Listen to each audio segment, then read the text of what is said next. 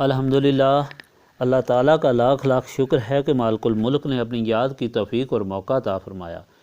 لاکھوں اور کروڑوں درود حضرت محمد مصطفیٰ صلی اللہ علیہ وآلہ وسلم پر، جن کے طفیل مالک الملک نے یہ مہربانی عطا فرمائی۔ سامعین اکرام، اللہ تعالیٰ نے قرآن پاک میں ارشاد فرمایا، اعوذ باللہ من الشیطان الرجیم، بسم اللہ الرحمن الرحیم۔ آپ صلی اللہ علیہ وآلہ وسلم فرمائیے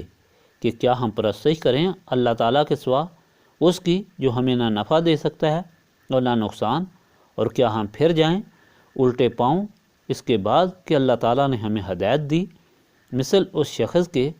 بھٹکا دیا ہو جسے شیطان نے زمین میں، اور وہ حیران و پریشان ہو، اس کے ساتھی ہوں جو اسے بلا رہے ہوں ہدایت کی طرف کہ ہمارے پاس آ جا۔ آپ صلی اللہ علیہ وآلہ وسلم فرمائیے کہ اللہ تعالیٰ کی رہنمائی ہی حقیقی رہنمائی ہے، اور ہمیں حکم دیا گیا ہے کہ ہم سر جھکا دیں سارے جہانوں کے رب کے سامنے، اور یہ کہ صحیح نماز ادا کرو اور ڈرتے رہو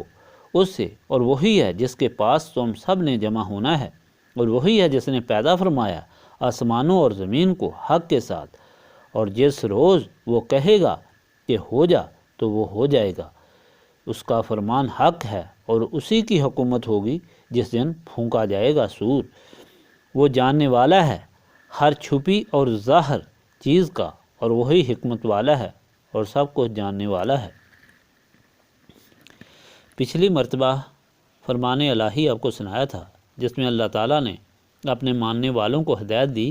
کہ دشمنان اسلام کی بہودہ مجلسوں میں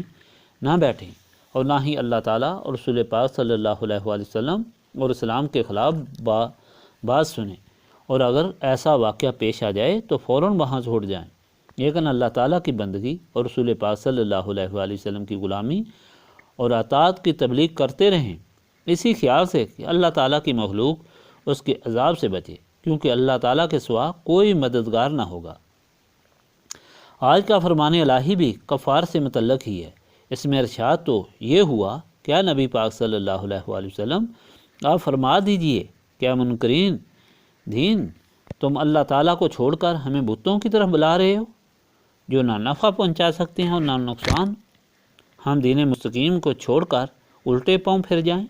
اور اس آدمی کی طرح ہو جائیں جسے شیطان گمراہ کر دے کہ وہ اپنے بلائے ہوئے ساتھیوں کو چھوڑ کر حیران رہ جائے؟ آپ صلی اللہ علیہ وآلہ وسلم کو مشرکین مکہ بت پرستی کی طرف بلاتے ہیں۔ آپ جواب دیں کہ ہدایت جو اللہ تعالیٰ نے دی ہے وہی ہدایت ہے، اور وہ ہدایت یہ ہے کہ ہم مالک الملک کے سامنے سر جھکا دیں اور نماز پڑھیں، اللہ تعالیٰ سے ڈرتے رہیں جس کی طرف آخر لوٹ کر جانا ہے۔ وہ اللہ تعالیٰ وہ ہے جس نے زمین و آسمان اپنے حکم سے حق کے ساتھ پیدا فرمائے، اور یہ سب اس کے ایک حکم سے نابود ہو جائیں گے۔ اس کا فرمان سچا ہے، اس کی اجازت اور اس کے حکم سے جہان کو ختم کرنے کے لیے سور پھونکا جائے گا، اور وہ اللہ تعالیٰ دیکھنے والا، جاننے والا اور حکمت والا ہے۔ اس فرمان میں اللہ تعالیٰ نے اپنی تخلیق کی تعریف فرمائی کہ یہ جہان اور یہ کائنات کوئی معمولی تخلیق نہیں بلکہ بڑی حکمت سے بنی ہے اور حکمت سے چل رہی ہے، اور اس کے صرف کن کہنے سے یہ کائنات ساری حکمتوں کے ساتھ بن گئی، اور جب اسے ختم کرنا ہوگا تو حضرت اسرافیل سور پھونکیں گے جس سے یہ نیست و نابود ہو جائے گی، اور پھر دوبارہ پھونکنے سے ساری مخلوق دوبارہ زندہ ہوگی اور اللہ تعالیٰ کے سامنے حاضر ہوگی۔ اب جن لوگوں کی آنکھیں کھلی ہیں اور دل و دماغ روشن ہیں، وہ تو ہر ایک ذرے کو دیکھ رہے ہیں، اللہ تعالیٰ کی حکمت اور قدرت کا مشاہدہ کرتے ہیں، لیکن جن کے دل و دماغ ظلمت میں ڈوبے ہوئے ہیں، وہ باوجود سب کچھ دیکھنے کے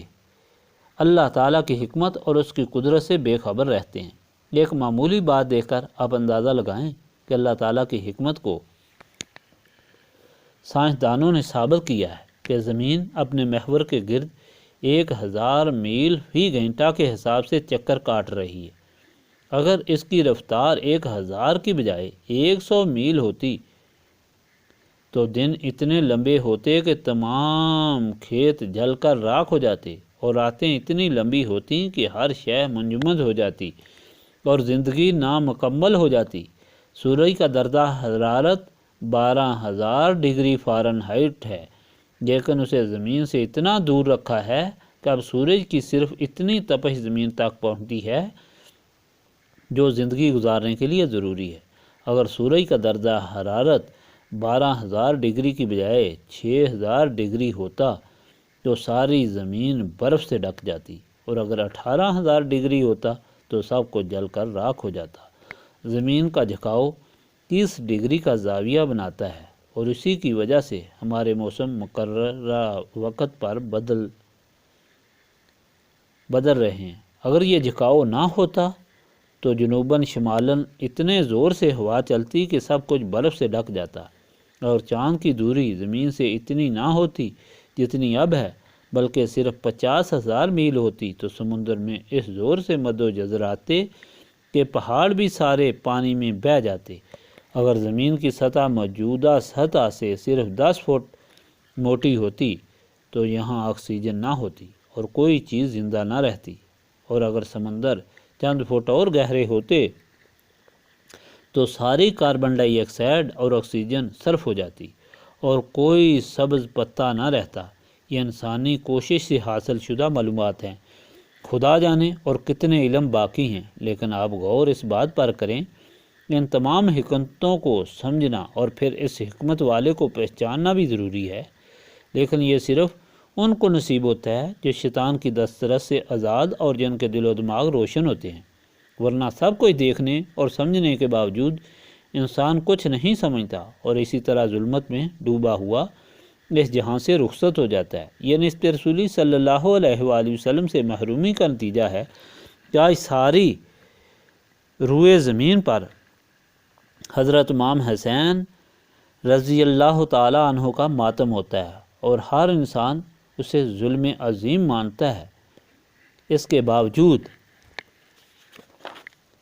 بعض لوگ اتنے ظلم کرنے والوں کا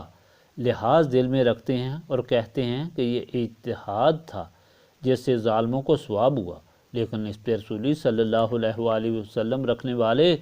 یہ جانتے ہیں کہ اللہ تعالیٰ کے رسول صلی اللہ علیہ وآلہ وسلم نے فرمایا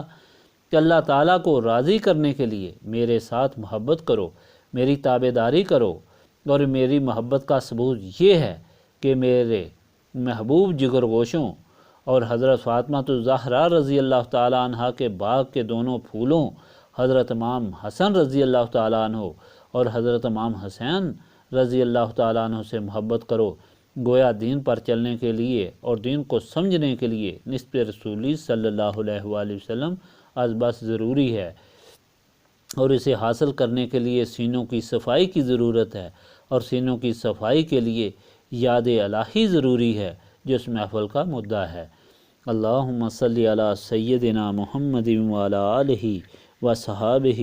صلاۃ تکون لنا امانا من کل خوف، لا الہ الا انت سبحانک